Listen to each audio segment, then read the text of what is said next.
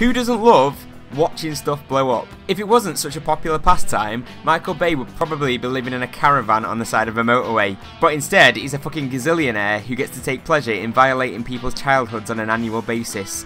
Yay, more Transformers movies! And yeah, cars and buildings are pretty cool, but if there's anything that cult movies have ever taught me, it's that there's nothing better than an explodey person. Disgusting, gory, and pretty flippin' hilarious, here are my top 5 exploding people in movies. PS, like and subscribe or I can't feed my non-existent children, thank you please.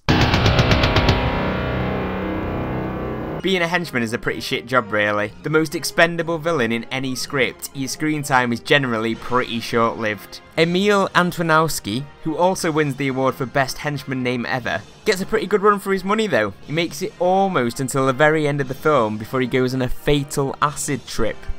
It's not acid, it's toxic waste, but in an attempt to kill the 90% metal badass that is Alex Murphy, Emil and his immaculately sculpted beard accidentally drive a delivery truck into a vat full of radioactive nastiness. But rather than coming out blind with superpowers, that's a Daredevil reference. He's just like an uglier, lumpier version of his formerly well-groomed self. Devastated at the idea of being both ginger and a mutant, Emil stumbles out in front of his boss's moving car to be splattered all over the window screen like a blood-filled water balloon.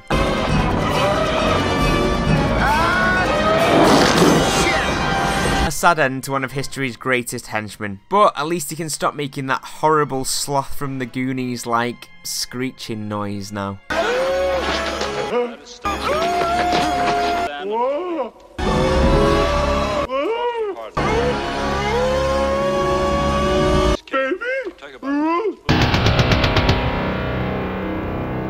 If you've seen Street Trash, you'll know that there's nothing else like it. A liquor store owner finds a box of gone-off, dusty wine in his basement called Tenafly Viper and decides to sell it to local hobos for next to nothing. As you can probably guess, the homeless people jump at the chance of some cheap booze. But unfortunately, Tenafly Viper has the unexpected side effect of making them explode and or melt in spectacular fashion. Now, I did want to talk about the best scene in Street Trash, which involves a guy sat on a toilet turning into a pool of blue goop. But I know for a fact if I do that, there'll be some dick in the comments that says something along the lines of, "But that's melting, not exploding." Luckily for me though, there's this scene where a rather round gentleman gets even rounder until he can't contain his roundness anymore.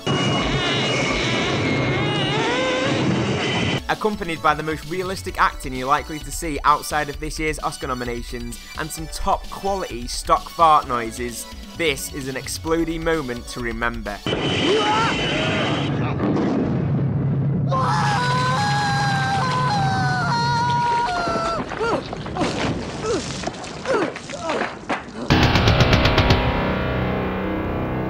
What I'm going to talk about now happens at the end of a film, so if you don't like spoilers, I suggest you skip to the next bit.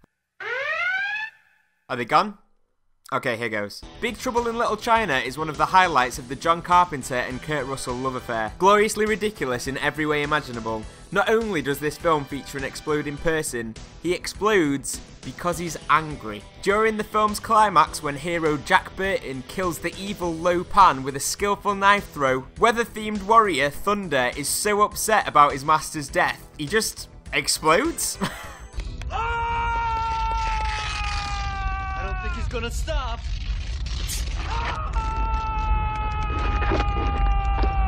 Come on!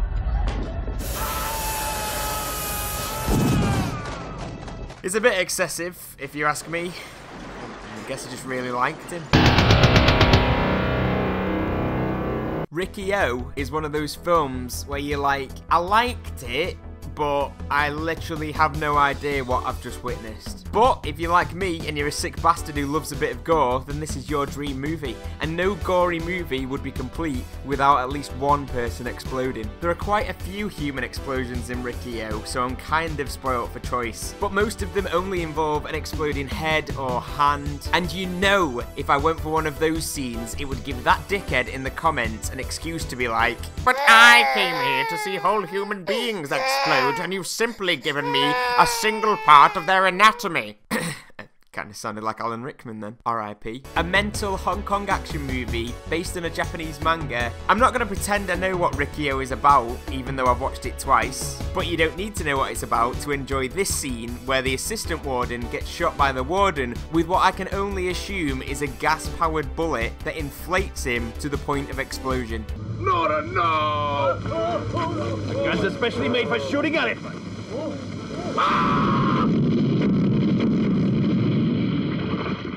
With some of the most over-the-top prosthetic effects you will ever see in cinema. If you're planning on watching Riccio, make sure you watch the dubbed version for extra comedy value. That shit is terrible.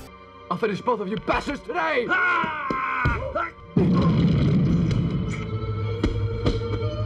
Now it's your turn!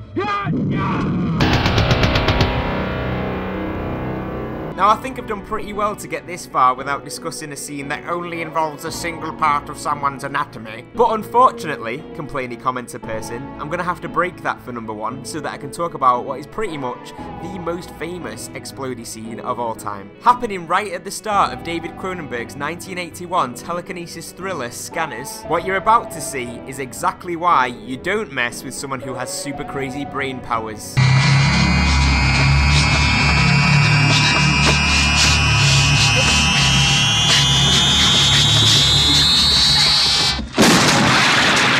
Considering the fact this film came out over 30 years ago, that's pretty flipping realistic. It's also an incredibly accurate depiction of what happened to my head when I found out how the special effects guys did it. Weirdly enough, to make such an incredible effect, the guys at the studio did a cast of the actor and filled the head with bits of half-eaten burger and gelatin and other stuff that was just lying around. Then they put it in front of the camera and one of the crew lay on the floor with a 12-gauge shotgun and blew it open from behind. They just don't make them like they used to. What's your favorite explodey person in a movie? Leave a comment below and don't forget to smash that like button, yo! Please smash it. And as always, subscribe, motherfucker!